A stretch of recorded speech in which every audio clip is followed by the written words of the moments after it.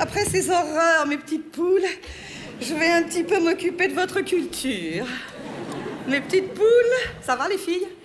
Hein? Vous me diriez, il y a des gars dans la salle. Hein? Bon, alors, allons-y. Mes petites poules, je vais m'occuper de votre culture, vous allez sortir d'ici moins con. Alors, nous allons parler musique, nous allons parler de Mozart. Vous savez que Mozart fait un tabac.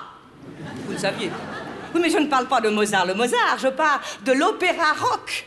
L'opéra rock qui est actuellement en tournée, en France, en Europe, internationale. Et il paraît que c'est un très bon spectacle. Par contre, question musique de Mozart, ce serait plutôt une fameuse daube. Ça me rappelle une réflexion de papa. Un jour, nous étions allés au restaurant, nous n'y allons pas souvent, et il avait dit J'avais déjà marché dedans, mais j'en avais jamais mangé. Non. Parlons musique, parlons musique, parlons musique. Pourquoi? Parce que la musique adoucit les mœurs. Locution proverbiale, s'il en fut, et Dieu sait si nous en avons besoin, et d'adoucir les mœurs, et de locution proverbiale. Celui qui l'a le mieux magnifié, celui qui l'a le mieux magnifié, c'est pas facile. Celui qui l'a le mieux magnifié, la locution, c'est notre ami Shakespeare. Shakespeare, dont Victor Hugo disait « Oh, Shakespeare, quel vilain nom, on croirait entendre mourir un Auvergnat. » Cher Victor. William, donc, nous dit dans le... Non, je ne fais pas le bruit de la cloche, je dis William nous dit dans Le Marchand de Venise, il n'est point d'être si brute, si dur, si plein de rage. On le voit bien, le con, là, il savait écrire, Shakespeare. Il n'est point d'être si brute, si dur, si plein de rage, dont la musique ne change pour un temps la nature. Alors là, ça tenterait à prouver que face à n'importe quel funeste névropathe, on peut espérer un instant, grâce à la musique, un miracle. Et là, la question se pose, Sarkozy écoute-t-il de la musique? Et si oui, quelle musique? C'est quelqu'un qui m'a dit... Ah non, ça fait peur. Non, oublions, parlons de Mozart. On peut imaginer, disait Arthur Rubinstein, on peut imaginer un monde sans électricité, sans gaz, sans automobile. C'était un prophète, Rubinstein, c'est quand même ce qui nous pend au nez. On peut imaginer un monde sans électricité, sans gaz, sans automobile, mais c'est très difficile d'envisager un monde sans Mozart. Et c'est vrai, ça. C'est pour ça que je vous le dis, c'est vrai. Un jour, Mozart, adolescent, devait jouer du clavecin chez Madame de Rohan-Chabot dans son hôtel de la Chaussée-d'Antin.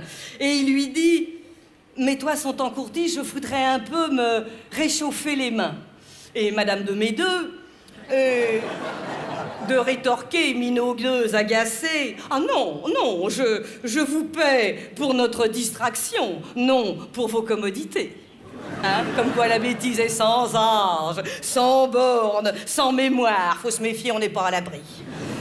Là, normalement, un petit silence, mais ma foi, il y en a beaucoup. Un petit silence qui suit Mozart et qui donc lui appartient. Mes petites poules, afin que vous puissiez à votre tour frimer dans les pince-fesses, je vais vous livrer la citation d'origine. Ô privilège du génie, lorsque l'on vient d'entendre Mozart, le silence qui lui succède est encore de lui. Et c'est de Sacha Guitry, vous l'aviez reconnu. Sacha Guitry, grand esprit, Sacha Guitry qui disait entre autres « De tous les inconvénients de la vie moderne, le téléphone est certainement le plus pratique. » C'est vrai aussi, ça n'a rien à voir avec Mozart, mais c'est vrai aussi. Quand on a demandé à Rossini, alors Rossini, génial mélodiste, le Barbier de Séville, Guillaume Tell, quand un jeune adepte lui a demandé « Maître, quel est selon vous le plus grand musicien du monde ?» Il a répondu sans aucune hésitation « Beethoven ». Et alors évidemment, le questionneur éberlué lui fait « Mais, maître, et Mozart ?» Et Rossini magistral « Mozart, Louis, c'est l'inico. » Mozart devrait être dans le livre des records, car c'est un champion du monde. Oui, il a composé plus de 1000 œuvres, dont, avant sa mort, pour rappel à 35 ans, fausse commune, 1000 œuvres dont donc ne furent éditées avant sa mort que 70. Hein? Bien con déjà à l'époque, hein? Il n'y a pas que nous. Non, non, nous on hérite, c'est tout. Mozart avait tout compris, il disait « chemin ensemble des notes qui s'aiment ». Fastoche, quand tu t'appelles Mozart.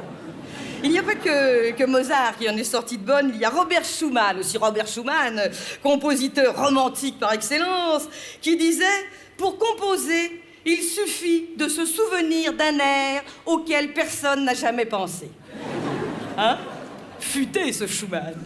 Et alors, si vous rêvez de devenir musicien professionnel, hein, pourquoi pas, cette révélation, alors qui vous ouvre les rêves les plus fous, elle est d'Eric Clapton. J'ai appris la guitare comme tout le monde, devant un miroir avec une raquette de tennis. Que j'aime beaucoup. Et puis alors, sur la même longueur d'onde, c'est le cas de le dire, question enseignement, nous avons Sting, Roxanne, Sting, donc, qui dit mon premier métier était instituteur, ça ressemble beaucoup à celui de rockstar. Dans les deux cas, il faut distraire des délinquants pendant 2 heures. Elle est bien celle-là. Bon, je vais arrêter parce que sinon je ne vais pas tarder à vous jouer Parsifal. Vous connaissez Parsifal. Parsifal est le dernier opéra de Wagner, le chant wagnérien à son apogée. Parsifal, dont un journaliste de l'époque disait « Parsifal est le genre d'opéra qui commence à 6 heures, après 3 heures, vous regardez votre montre, il est 6h20. »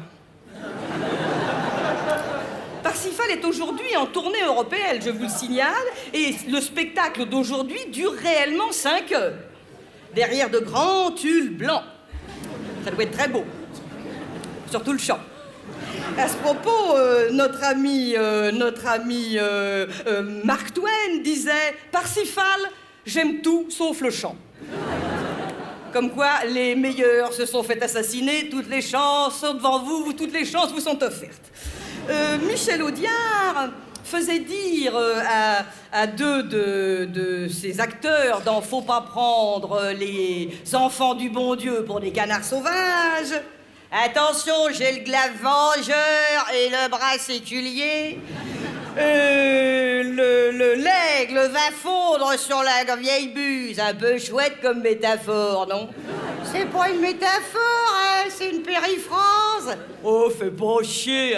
Ça, c'est une métaphore.